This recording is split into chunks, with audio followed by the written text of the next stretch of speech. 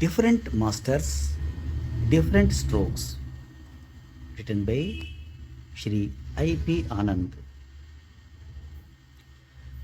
Teachers are often remembered not only for their subject expertise but also for their peculiarities.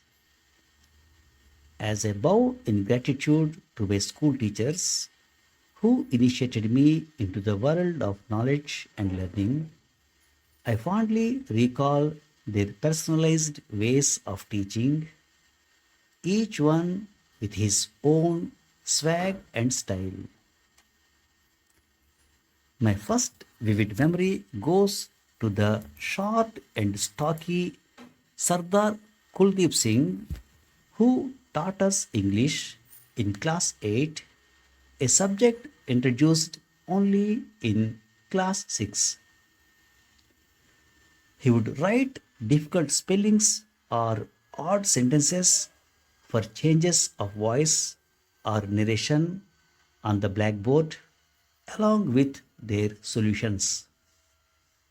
Then he would issue his trademark command about turn, which we had to obey, reluctantly turning our backs to the board to face his volley of questions. We were often tempted to look back, and soon his cane would come to correct us. However sore my back would become, I remember till today the spellings and grammar rules of the queer quizmaster. Equally unforgettable was our heavily built bespectacle drawing teacher. Before sketching a bird or an animal, he began with his typical phrase, "Pehla ik beja banana ve." First, we must draw an irregular shape. Then, with a running commentary, he drew a few simple lines that magically transformed into a complete figure. We struggled to decipher Beja, but were amazed and amused at the Grandmaster's magical maneuvers. Science had its own distinctive disciplinarian, tall, muscular Saif Saab. In his roaring voice, he would declare every day, याद करके आना, मैं कल इस chapter में से सवाल पूछूंगा. Come prepared. Tomorrow I will ask questions from this chapter. Fearing his thunder, I often burnt the midnight oil.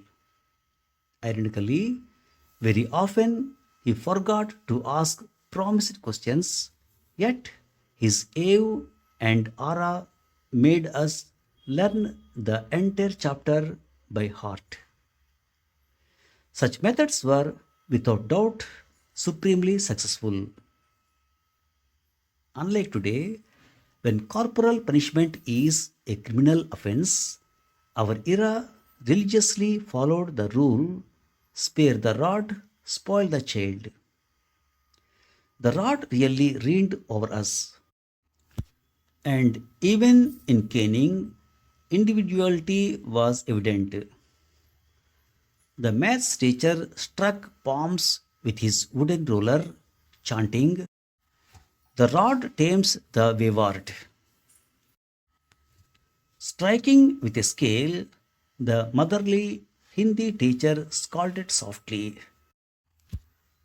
"शर्म नहीं आती शरारत करते हुए. Aren't you ashamed of doing mischief?" And the burly PT master struck and spoke, "लातों के भूत बातों से नहीं मानते." The statements differed and the strokes varied, but the essence was the same, a deep sense of commitment to discipline and an unshakable urge to educate. They Therefore, lashed and loved at the same time, hands were caned, but heads were caressed. American author Guy Kawasaki rightly remarks, if you have to put someone on a pedestal, put teachers. They are society's heroes. My heroes may have wielded rods and rulers, but they left me with lessons that outlast every bruise: discipline, respect, and the lifelong joy of teaching and learning. Thank you very much.